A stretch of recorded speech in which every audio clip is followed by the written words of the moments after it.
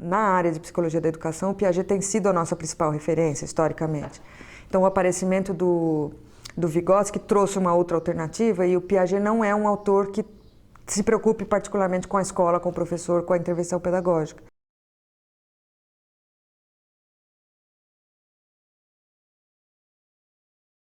O aparecimento do Vygotsky atrai os educadores porque é um autor que fala da escola, fala do professor e valoriza a ação pedagógica e a intervenção.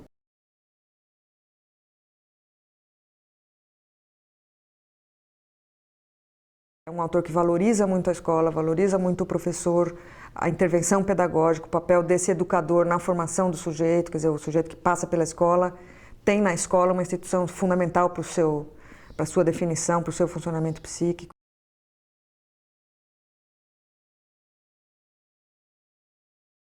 Nasci em 1896, na Bielorrússia, país que fez parte da extinta União Soviética, e morri em 1934, de tuberculose, aos 37 anos.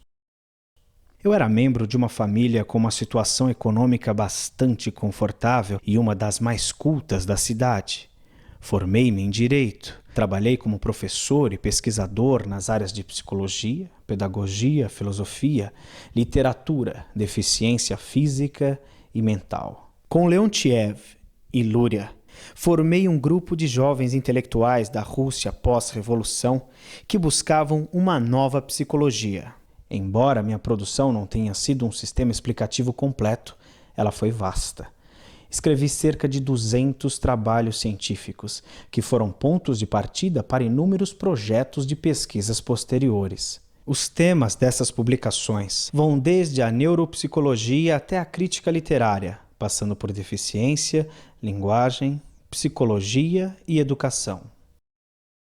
Uma forma muito interessante da gente entrar na concepção do Vygotsky sobre desenvolvimento é uma questão que ele chamou de planos genéticos de desenvolvimento, que é uma ideia de que assim, o mundo psíquico, o funcionamento psicológico não está pronto previamente, quer dizer, não é inato, não nasce com as pessoas, mas também não é recebido pelas pessoas como um pacote pronto do meio ambiente. Então o Vygotsky é um autor como outros, por exemplo, o Piaget, o Vallon, que é um autor chamado interacionista, porque ele leva em conta coisas que vêm de dentro do sujeito e coisas que vêm do ambiente e tal. Mas a postulação interacionista do Vygotsky ganha vida se a gente prestar atenção nesta questão dos planos genéticos que ele postula, porque ele fala em 4 entradas de desenvolvimento que juntas caracterizariam o funcionamento psicológico do ser humano, né? Então, uma é a filogênese, que é a história da espécie humana, outra é a ontogênese, que é a história do indivíduo da espécie, outra é a sociogênese, que é a história cultural do meio cultural onde o sujeito está inserido, e outra é a microgênese, que é um aspecto mais microscópico do desenvolvimento.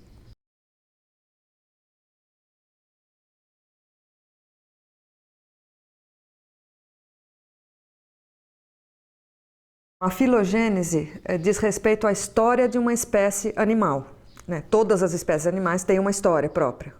E essa história da espécie define limites e possibilidades de funcionamento psicológico. Então, tem coisas que a gente é capaz de fazer, tem coisas que a gente não é capaz de fazer. Então, por exemplo, a gente é bípede, tem as mãos, portanto, liberadas para outros tipos de atividades, tem uma determinada conformação da mão que permite movimentos finos, em pinça, por exemplo, que é uma coisa particular da espécie humana e muito importante.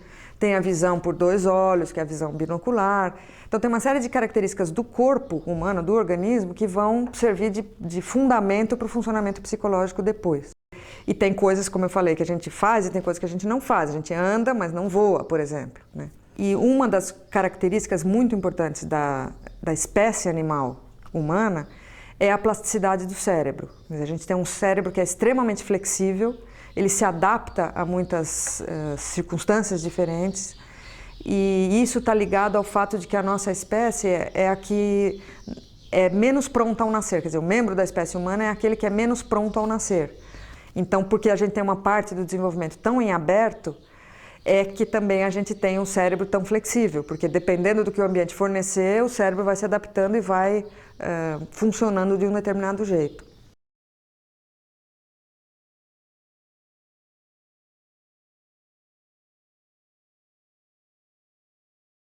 O segundo plano genético de que Vygotsky fala é o chamado ontogênese, que significa o desenvolvimento do ser, quer dizer, de um indivíduo de uma determinada espécie. Então, em cada espécie, o ser, o membro individual daquela espécie tem um caminho de desenvolvimento. Então, nasce, se desenvolve, se reproduz, morre e tal, num determinado ritmo de desenvolvimento, numa certa sequência e tal.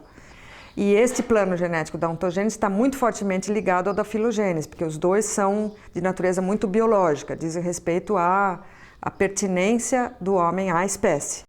A gente é membro de uma determinada espécie e, por ser membro dessa determinada espécie, passa por um percurso de desenvolvimento que é um certo percurso e não outro, né? Então aí entra, por exemplo, a criança nasce e só fica na posição deitada, depois ela aprende a sentar, depois engatinhar, depois andar, por exemplo, nessa sequência, e assim por diante. Quer dizer, tem várias coisas que são determinadas pela passagem daquele indivíduo da espécie por uma certa sequência de desenvolvimento.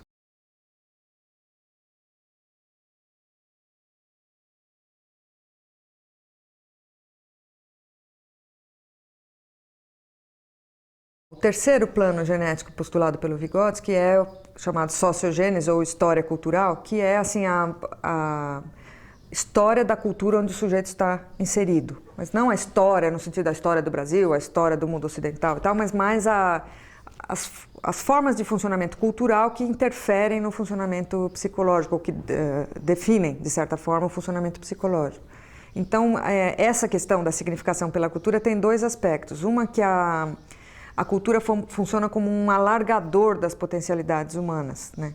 Como eu tinha falado, por exemplo, o homem anda, mas não voa, agora voa porque criou o avião. E um outro aspecto da história cultural é como cada cultura organiza o desenvolvimento de um jeito diferente, né? Então, a passagem pelas fases do desenvolvimento é relida também, ou lida e relida pelas diferentes culturas de formas diferentes. Quanto a isso, um exemplo bem importante é o da adolescência.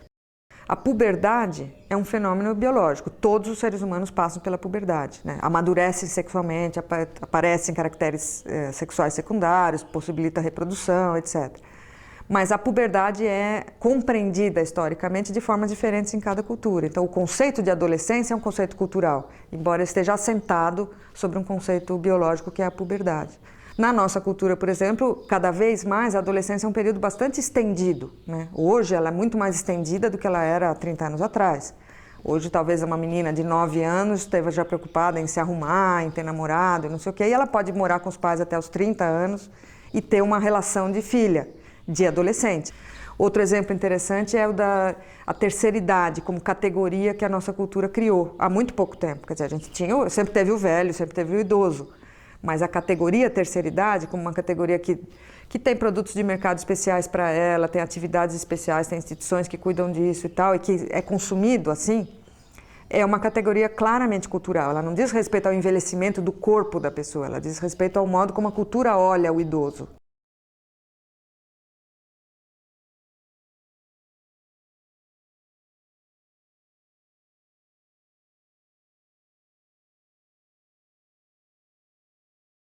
A microgênese diz respeito ao fato de que cada fenômeno psicológico tem sua própria história também. Por isso que é micro, no sentido não de necessariamente pequeno, mas com foco bem definido, assim. Então, ao invés de a gente pensar a história do Brasil, a história das famílias de classe média em São Paulo, uma coisa maior, a micro é assim, entre saber uma coisa e não saber, por exemplo, primeiro uma criança não sabe amarrar sapato, depois de um tempo ela sabe amarrar sapato, entre não saber e saber algo aconteceu e um tempo passou. Então eu posso, interessado em compreender o desenvolvimento, olhar de uma forma micro para esse fenômeno, para a história desse fenômeno. Então, como a criança aprendeu a amarrar sapato é a microgênese do aprender a amarrar sapato.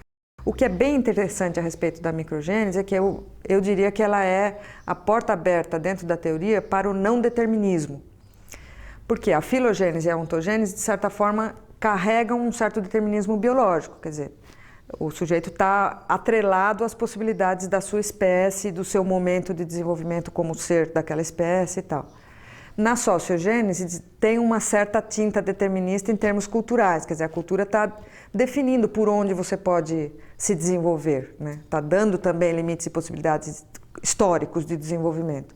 E a microgênese faz a gente olhar para o fato de que como cada pequeno fenômeno tem a sua história e como ninguém tem uma história igual ao do outro, é aí que vai aparecer a construção da singularidade de cada pessoa e da heterogeneidade entre os seres humanos. Quer dizer, você não encontra duas histórias iguais. Mesmo coisas que podem parecer tão parecidas, resultam diferentes, né? Então, você tem duas crianças na sala de aula, as duas têm 7 anos, as duas vêm de família de classe média, as duas têm pai, sei lá, com cursos de ensino médio, as duas estão naquela escola, naquela sala, moram naquele bairro, tá? É tudo tão parecido. E as crianças não são iguais, porque elas têm experiências diferentes. Uma tem mais irmãos, outra tem menos irmãos, uma assiste muita televisão, outra não assiste, uma foi para a pré-escola, outra não foi. Quer dizer, tem fatos na história de cada um que vão definir a singularidade a cada momento da vida do sujeito.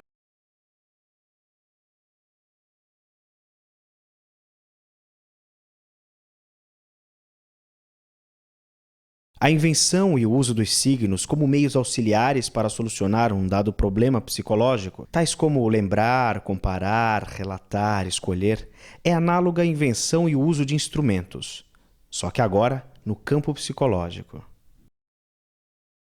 A ideia de mediação é a ideia mesmo de intermediação, de ter uma coisa interposta entre uma coisa e outra, né? E no caso do ser humano, a ideia básica do Vygotsky é que a relação do homem com o mundo não é uma relação direta, mas é uma relação mediada. A mediação pode ser feita através de instrumentos e de signos. A mediação por instrumentos é o fato de que a gente se relaciona com as coisas do mundo usando ferramentas ou instrumentos intermediários. Então, por exemplo, eu vou cortar um pão, eu uso uma faca para cortar o pão. Claro, eu posso também arrebentar com a mão, mas eu uso uma faca para cortar o pão. Ou eu vou cortar uma árvore, eu uso um machado ou uma motosserra e tal. Então, esses instrumentos da tecnologia estão fazendo uma mediação entre a minha ação concreta sobre o mundo e o mundo. Os signos são formas posteriores de mediação que fazem uma mediação de natureza semiótica, que a gente chama, ou simbólica, né? Que fazem uma interposição entre o sujeito e o objeto de conhecimento, por exemplo, entre o sujeito humano, o psiquismo e o mundo, o eu e o objeto, o eu e o mundo, de uma forma que não é concreta como a gente faz com os instrumentos, mas é de uma forma simbólica, né? Então, tem uma primeira forma de signos que ainda tem uma existência concreta. Por exemplo, banheiro feminino e masculino nas portas de sanitários. Tem um chapéuzinho para homem e um guarda-chuvinha para mulher. Isso é um signo, quer dizer, é uma coisa que representa a ideia de feminino e masculino e todo mundo compartilha dessa representação, quer dizer, os usuários do sistema sabem que aquilo quer dizer homem, aquilo quer dizer mulher e acertam a informação, né? Tomam posse da informação de uma forma adequada. O fato de eu trocar o anel de dedo para lembrar que eu tenho que telefonar para alguém, por exemplo, não é o próprio ato de telefonar, não está ligado diretamente ao ato de telefonar, é uma informação de natureza simbólica que está interposta entre a intenção de fazer alguma coisa e a própria ação, né? Então ainda é concreto, ainda está visível por outros, está marcado no mundo fora de mim, mas não é de natureza instrumental, é de natureza simbólica, no sentido de que não age concretamente sobre as coisas, mas age num plano simbólico, né? Bom, e um outro plano em que aparecem os signos é o plano totalmente simbólico mesmo, internalizado. As coisas são postas para dentro do sistema psicológico da gente e funcionam como mediadores semióticos ou simbólicos dentro do nosso sistema psicológico. Então, para isso, aparece uma característica que é tipicamente humana, que é a possibilidade de representação mental, a possibilidade de transitar por um mundo que é só simbólico, né? Então, por exemplo, eu vou me relacionar quando eu encontro pela frente um objeto qualquer, por exemplo, uma mesa. Quando eu vejo aquela mesa, eu não estou me relacionando com ela de uma forma não mediada, direta. Então, eu só sinto ela perceptualmente, por exemplo, dou uma trombada na mesa, ou encosto nela e sinto que ela tem uma aresta pontuda, ou eu apoio coisas sobre ela, fisicamente só. Eu olho para aquele objeto e vejo mesa imediatamente. Ela me remete a uma coisa de natureza simbólica que está dentro da minha cabeça já, que é o conceito de mesa, a ideia de mesa, a palavra mesa, a imagem mesa. Daí depende de como a gente vai compreender essa forma de representação na mente, mas seja qual for a forma, tem uma representação das coisas do mundo que está dentro de mim que não são o próprio mundo, são representações do mundo, né? E isso é uma coisa tipicamente humana, exclusivamente humana, que permite o trânsito do ser humano por dimensões do simbólico. Eu posso transitar entre dimensões de tempo, eu posso pensar em coisas que já aconteceram, posso antecipar coisas futuras, posso pensar em coisas que estão em outro espaço, tudo por meio do trânsito simbólico desses mediadores que fazem a intermediação entre a minha pessoa e o mundo. O ato de pôr o dedo na chama da vela e sentir dor é um ato de relação direta com o mundo, não mediada, porque é ter o fogo, meu dedo, eu ponho o dedo no fogo, queima. Pronto, é não mediado. Numa segunda vez, numa próxima experiência, a criança pode ver a vela, chegar com o dedo perto e tirar antes de queimar, só por sentir o calor, e ela vai estar sendo, então a ação dela vai estar sendo mediada pela lembrança da experiência passada com a dor, né? Ou pela lembrança da mera visão da vela, ou quando ela começar a sentir o calor, ela vai lembrar da dor e tal, e tira. Então, na primeira vez, é uma relação direta, vela, criança. Na segunda vez, é uma relação mediada pela experiência anterior.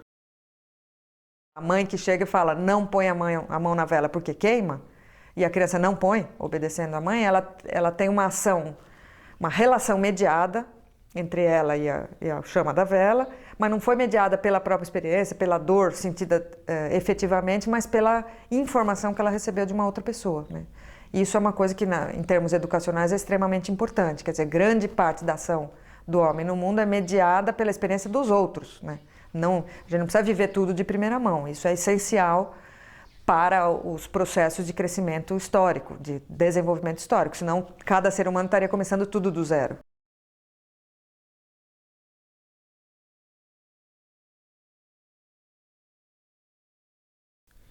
Na ausência de um sistema de signos, linguísticos ou não, somente o tipo de comunicação mais primitivo e limitado torna-se possível. Um ganso amedrontado, pressentindo subitamente algum perigo, ao alertar o bando inteiro com seus gritos, não está informando aos outros aquilo que viu, mas antes contagiando-os com seu medo.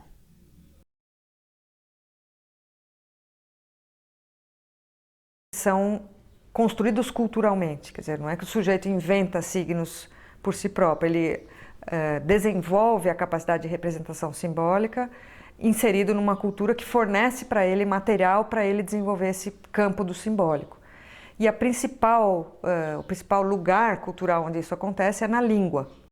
Quer dizer, todos os grupos humanos têm uma língua, e a língua é o principal instrumento de representação simbólica de que os seres humanos dispõem. Aqui é importante a gente fazer uma digressão, porque a gente geralmente fala em linguagem. Na verdade, quando a gente fala em linguagem no pensamento do Vygotsky, nas relações pensamento e linguagem e tal, o termo melhor, na verdade, seria língua, porque não é de qualquer linguagem que ele está falando, não é, por exemplo, a linguagem da dança, a linguagem dos gestos, a linguagem facial, mas é a língua mesmo, a fala, o discurso. Como todos os grupos humanos têm uma língua, esta língua é um objeto de atenção primordial do Vygotsky, né? E vai ser muito importante para ele para pensar o desenvolvimento do pensamento e tal. Ele trabalha com duas funções básicas da linguagem.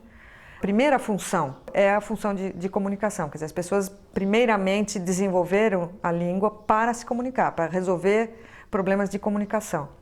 Esse aspecto da língua já está presente nos animais. Os animais também se comunicam por algum tipo de linguagem, que é gestual ou sonora também e tal, com o objetivo explícito de comunicação, de troca entre os membros da espécie.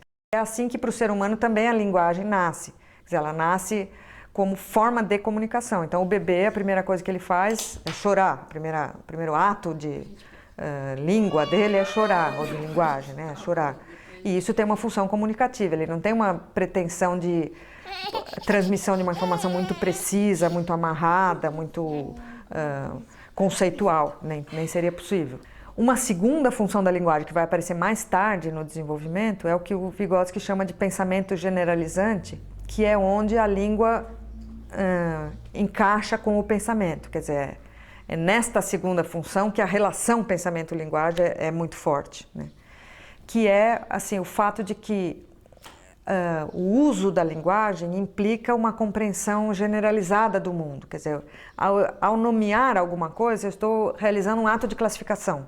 Ao chamar um cachorro de cachorro, eu estou colocando aquele cachorro numa classe de objetos do mundo que são agrupáveis com ele, quer dizer, todos os cachorros seriam colocáveis naquela mesma categoria para a qual eu posso usar o rótulo cachorro. E, ao mesmo tempo, eu estou distinguindo essa categoria de todas as outras. O cachorro não é um gato, não é uma girafa, não é um sapato, não é uma cadeira. Então, se eu tiver uma palavra, ela já serve para eu classificar o mundo em duas grandes categorias, né? Se eu tenho a palavra copo, eu tenho já tudo que é copo e tudo que é não copo, né? Então, o ato de nomear é um ato de classificar. Isso é uma coisa extremamente importante porque é o grande salto qualitativo na forma de relação do homem com o mundo, que a gente é capaz de abstrair, de generalizar, de classificar e tal, e isto é possível porque a gente dispõe de um sistema simbólico articulado, compartilhado, organizado por regras e tal como a língua, que nenhuma outra espécie animal tem. O significado de uma palavra representa um amálgama tão estreito do pensamento e da linguagem que fica difícil dizer se se trata de um fenômeno da fala ou do pensamento. Do ponto de vista da psicologia, o significado de cada palavra é uma generalização ou um conceito. E como as generalizações e os conceitos são atos de pensamento, podemos considerar o significado como um fenômeno do pensamento. Para o Vygotsky, então, a relação entre pensamento e linguagem ele vai postular como sendo muito forte, muito tipicamente humana e muito importante para a definição do que é o funcionamento psicológico humano, né? Mas essa relação que ele postula como tão forte não nasce com o sujeito, ela não aparece pronta, ela é uma coisa que é desenvolvida ao longo do desenvolvimento psicológico, tanto na história da espécie, na filogênese, como na história do próprio indivíduo, na ontogênese. Então, na filogênese, para começar por ela, primeiro há linguagem, existe linguagem e existe pensamento separados, né? Então existe linguagem com aquela função primeira de comunicação em todas as espécies animais, mas vamos pegar, por exemplo, os chimpanzés, que são a espécie mais próxima do humano, onde a gente pode olhar melhor para coisas que provavelmente pertencem à história humana, né? Quer dizer, olhando os chimpanzés, a gente pode imaginar um pouco como foi o homem antes do momento atual de desenvolvimento filogenético. Então, os chimpanzés usam linguagem para se comunicar. Ela tem só a função comunicativa, ela tem só aquela primeira função de intercâmbio social.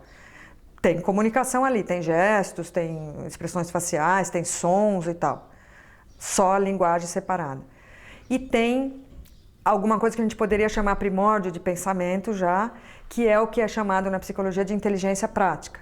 Os chimpanzés são capazes de resolver problemas no mundo concreto de uma forma já que a gente poderia chamar de inteligente, no sentido de que ele atua sobre o ambiente, ele resolve problemas, ele busca soluções e tal, mas de uma forma inserida num contexto perceptual imediato. Então ele é capaz, por exemplo, tem esses experimentos bem conhecidos na psicologia, o chimpanzé é capaz de empilhar uns caixotes para alcançar umas bananas que ele não alcança só com o corpo dele, ele é capaz de pegar uma vara e puxar uma fruta que está fora da jaula com a ajuda da vara, quer dizer, ele está usando o instrumento, ele está agindo ativamente sobre o ambiente para solucionar um problema, então ele está usando uma inteligência prática, mas que é chamada de prática porque ela não tem nenhum componente simbólico.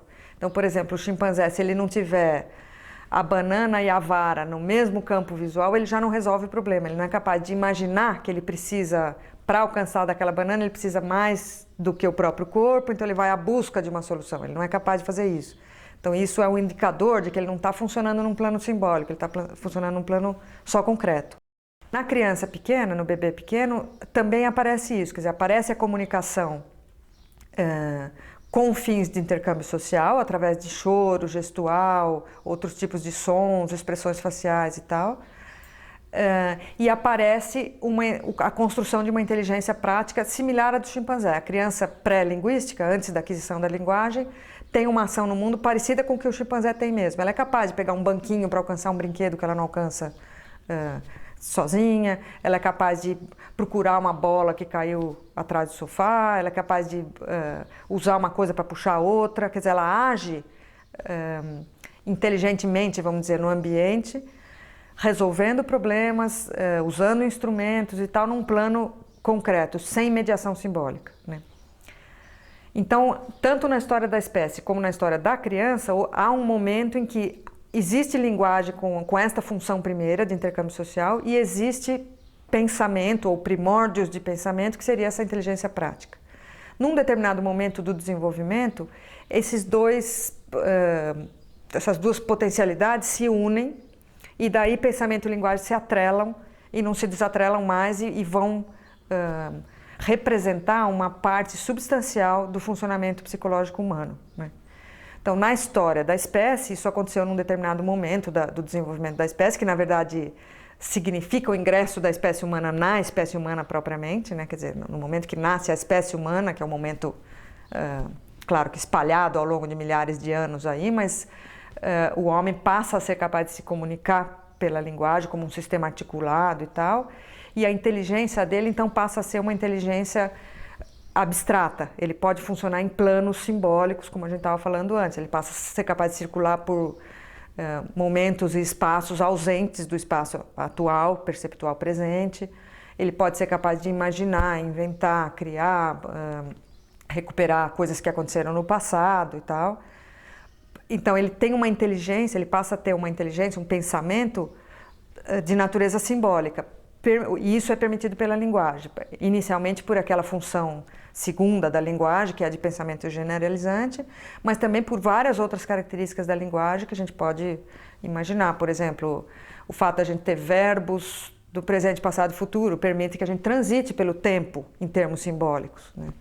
O fato de a gente ter termos para negação permitem que a gente negue no discurso, que a gente conceba o não, conceba a negação, conceba a inexistência, o zero, o nenhum e tal, porque a língua permite isso. Na ausência da língua seria muito difícil a gente conceber a ausência. A presença até sim, mas a ausência não.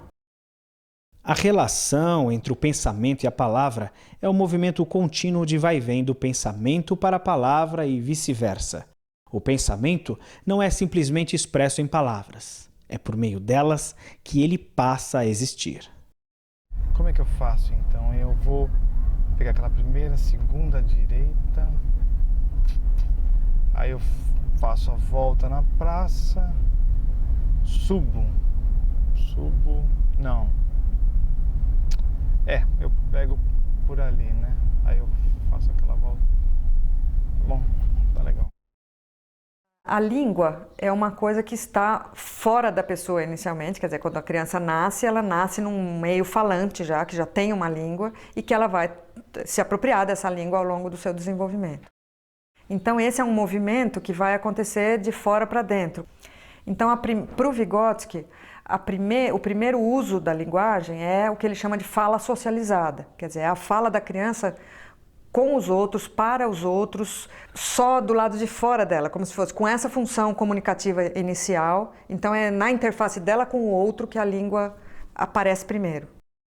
E o ponto de chegada da língua, o mais desenvolvido de todos, é o chamado discurso interior, quer dizer, é o fato de que a gente incorpora um sistema simbólico no nosso aparato psicológico e é capaz de ter internamente esse plano simbólico do funcionamento psicológico com o suporte da língua, mas ele está lá dentro de mim, então eu não preciso falar alto, quer dizer, é como se o meu pensamento acontecesse em grande medida apoiado nas palavras, nos conceitos, certamente, mas eu não preciso externalizar isso, ele funciona dentro da minha cabeça, então eu penso sozinho, com o suporte das palavras, com o modo de pensar da minha língua, com as possibilidades de trânsito pelo mundo do simbólico que a língua me dá e tal, mas tudo isso dentro da minha cabeça.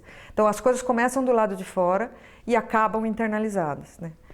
E o Vygotsky propõe que entre uma coisa e outra, entre o que acontece lá fora e o que acontece dentro, ocorre um momento do desenvolvimento que é a chamada fala egocêntrica, que é, quem tem contato com criança sabe disso, a criança por volta de 3, 4 anos fala sozinha, ela fala alto, mas ela está falando para ela mesma, ela não precisa de um interlocutor, ela pode estar sozinha no ambiente, ela fala também. Este fenômeno foi identificado pelo Piaget e o Vygotsky se apropria da ideia do Piaget para discutir essa ideia. Mas eles usam com concepções bem diferentes, justamente porque o Vygotsky está trabalhando as coisas de fora para dentro e o Piaget de dentro para fora. Então, para o Piaget existe fala egocêntrica, mas ela é um indicador de que o desenvolvimento está saindo de dentro do sujeito e indo para fora. E no Vygotsky é exatamente o oposto. A existência da fala egocêntrica indica que a fala está sendo posta para dentro. Aquela comunicação que era entre as pessoas vai estar sendo internalizada pelo sujeito para se tornar um instrumento dele, né, interno. Então essa fala egocêntrica é esse falar sozinho da criança, então é como se ela tivesse usando um formato ainda socializado da língua, que é falar alto, mas com uma função já do discurso interior, que é a fala para mim, né? Então é a criança, quando ela está fazendo uma tarefa, dizer, por exemplo, agora eu vou pegar o lápis azul, não tem o azul, então eu vou pintar de preto mesmo, então não sei o que, eu vou pegar um brinquedo, mas eu não alcanço, eu preciso de um banquinho, então ela vai procurar o banquinho e tal. Então ela fica como se ela ficasse falando para ela mesma, explicitando para ela mesma passos de raciocínio, necessidades na sequência de solução de problema e tal. A linguagem egocêntrica aparece muito mais quando a criança está posta em situação de dificuldade cognitiva, né? Então o que evidencia o fato de que a linguagem é um instrumento de pensamento. Então ela está se usando como suporte mesmo, ela usa a língua para ajudar ela a resolver um problema.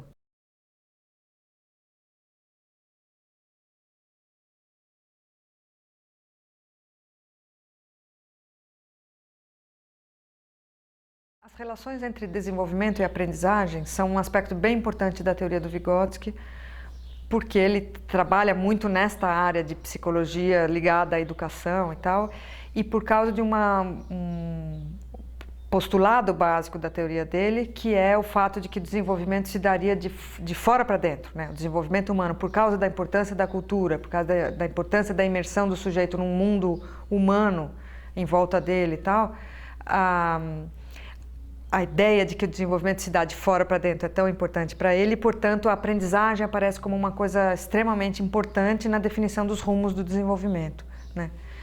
Então, para o Vygotsky, a aprendizagem é que promove o desenvolvimento. É porque o sujeito aprende, porque ele faz coisas no mundo que fazem com que ele aprenda, é que ele se desenvolve. Então, é como se a aprendizagem puxasse o desenvolvimento do sujeito, e isso também está atrelado à ideia de que o caminho do desenvolvimento está em aberto, né? Quer dizer, como a cultura, em grande medida, vai definir por onde o sujeito vai, e também a especificidade de cada sujeito vai ser definida na sua interface com o mundo, nas suas experiências de aprendizagem, nos seus procedimentos microgenéticos, como a gente viu anteriormente.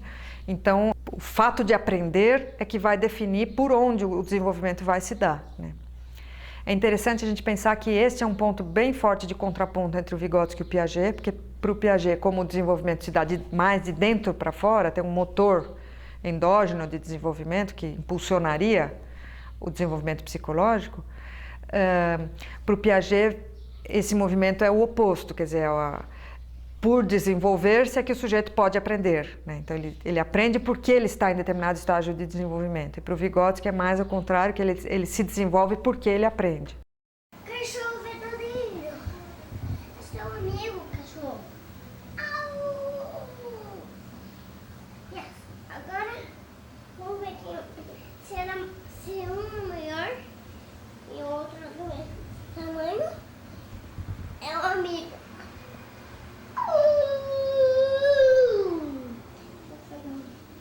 E o meu peixe.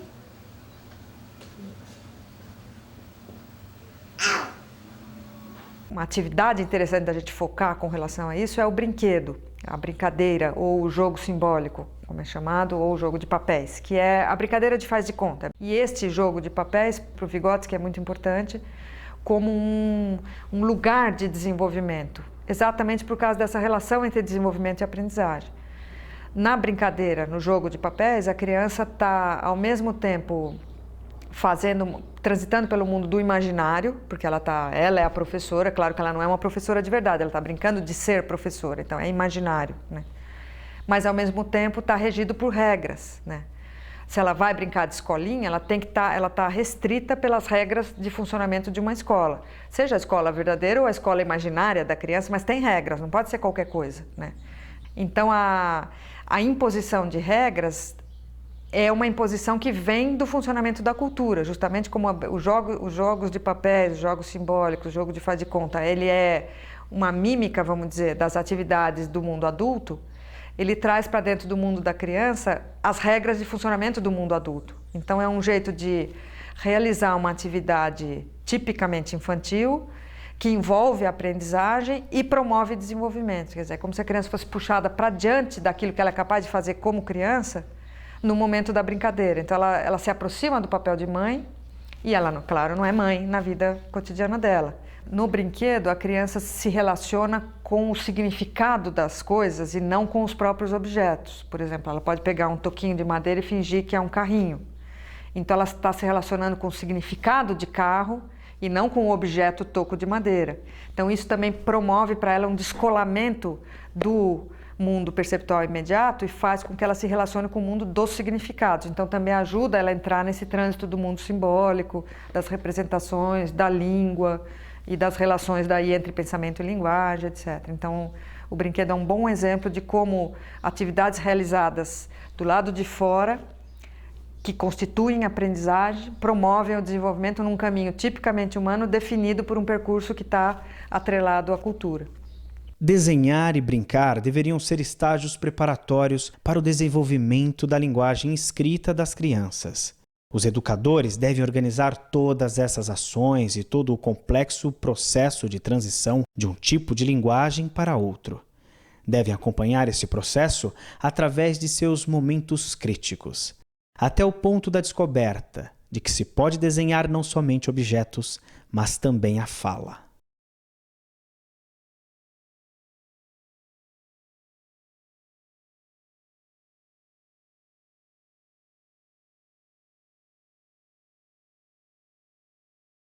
Um aspecto muito importante da teoria do Vygotsky com relação ao desenvolvimento é a ideia dele de que o desenvolvimento deve ser olhado de maneira prospectiva e não retrospectiva. Isto é, deve ser olhado para frente, para aquilo que ainda não aconteceu. Normalmente a gente olha para aquilo que já aconteceu, que já passou. Então a gente pergunta, seu filho já sabe amarrar sapato? Esse bebê já senta? Essa criança já aprendeu a ler e escrever? Então a gente se refere ao já, aquilo que já está consolidado, que já terminou, já está pronto na criança. Mas aquilo que está em processo, que está por acontecer, é ali que vai acontecer a intervenção pedagógica, a ação educacional de qualquer tipo, e também é ali onde o desenvolvimento está efervescente, está fervendo em termos de um fenômeno a ser compreendido pelo estudioso do desenvolvimento, né? Então, para esta questão, quer dizer, esta ideia básica do Vygotsky, na verdade, toma corpo num conceito que é típico da teoria dele, que é muito conhecido, que é o conceito de zona de desenvolvimento proximal ou potencial. Para explicar essa zona, ele trabalha com dois outros conceitos. Ele fala no nível de desenvolvimento real, que é o nível de desenvolvimento até o qual a criança já chegou, que é o tal do desenvolvimento passado, ou olhar retrospectivo, quer dizer, aquilo que ela já tem. Na outra ponta, a gente teria o que ele chama de nível de desenvolvimento potencial, que é aquilo que a criança ainda não tem, mas que a gente pode imaginar que está próximo de acontecer, né? Que está num horizonte próximo, não muito longínquo. Geralmente a gente sabe que estão próximas porque a criança consegue se relacionar com aqueles objetos de conhecimento e de ação, não autonomamente ainda, mas com ajuda, com instrução do outro, com a intervenção de um parceiro mais experiente. Então, o fato de que ela não faz sozinha, mas faz com ajuda, identifica que aquilo pertence a um plano de desenvolvimento que está próximo de se consolidar, né? E daí, entre aquilo que já está pronto e aquilo que está presente em semente, é que o Vygotsky localiza essa chamada zona de desenvolvimento proximal, que é um pedaço do desenvolvimento que permite, quer dizer, que é o mais interessante em termos de desenvolvimento, porque é onde o desenvolvimento está acontecendo agora, e é o que permite a intervenção, quer dizer, é ali que a gente pode pôr o dedo para operar transformações. A zona de desenvolvimento proximal define aquelas funções que ainda não amadureceram, mas que estão em processo de maturação. Funções que amadurecerão, mas que estão presentemente em estado embrionário. Uma coisa que é bem importante de falar sobre isso é que este conceito para o Vygotsky é um conceito que tem um valor assim, explicativo dentro da teoria, mas ele não é um conceito instrumental. Quer dizer, eu não posso pegar o conceito de zona proximal, entrar numa sala de aula e querer medir a zona proximal dos alunos, identificar zonas proximais e tal, porque ele é um conceito muito flexível e muito complexo, quer dizer, ele não é visível na prática, ele ajuda a gente a entender o desenvolvimento, mas ele não é visível na prática, porque, sei lá, para cada tópico de desenvolvimento, para cada criança, em cada micro momento do desenvolvimento, eu teria uma zona, né? Então, se eu entro numa sala de aula com 40 alunos e vou trabalhar a adição com reserva, hoje eu tenho 40 zonas proximais em movimento, porque cada vez que eu falo uma coisa, eu estou alterando a zona de cada criança, ou de uma parte delas, pelo menos.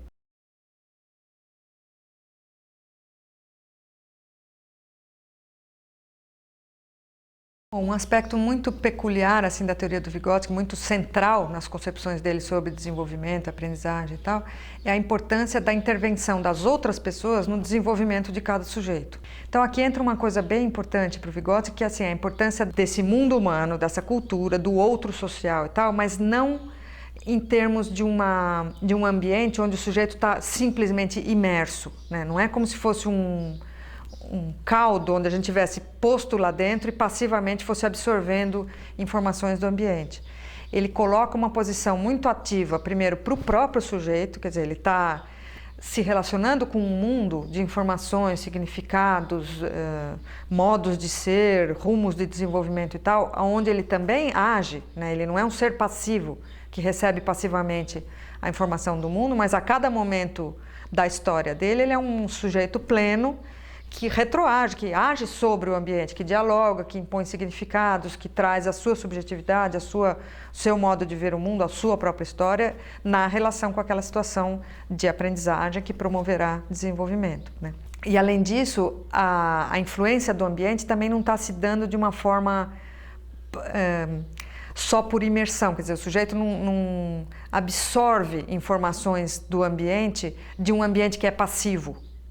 Ele absorve informações de um ambiente que está estruturado pela cultura. Então, por exemplo, mesmo um bebê brincando sozinho no berço, ele está brincando num ambiente cultural, estruturado pela cultura, porque é dentro de um berço, não é numa esteira no chão, porque é com aqueles brinquedos e não com outros brinquedos, porque é sozinho e não acompanhado, porque é num quarto de um determinado tipo, com um determinado som em volta ou não e tal. O Vygotsky ainda fala de um outro aspecto que é extremamente importante, que é o aspecto da intervenção ativa das outras pessoas na definição dos rumos de desenvolvimento. Então, para ele, a intervenção pedagógica é essencial na promoção do desenvolvimento de cada indivíduo, de cada sujeito, né? Então, o sujeito não percorreria caminhos de desenvolvimento sem ter experiências de aprendizagem resultado da intervenção deliberada de outras pessoas na vida dele. Interferir intencionalmente no desenvolvimento das crianças é importantíssimo na definição do seu desenvolvimento. Então, o sujeito depende dessa intervenção para se desenvolver adequadamente nos rumos que aquela cultura supõe como os rumos adequados para o desenvolvimento. Desenvolver-se numa sociedade que tem escola é diferente de desenvolver-se numa sociedade que não tem escola, por exemplo. Então, a escola, na sociedade escolarizada, é um locus cultural extremamente importante para a definição dos rumos de desenvolvimento. E a intervenção pedagógica é essencial na definição do desenvolvimento do sujeito.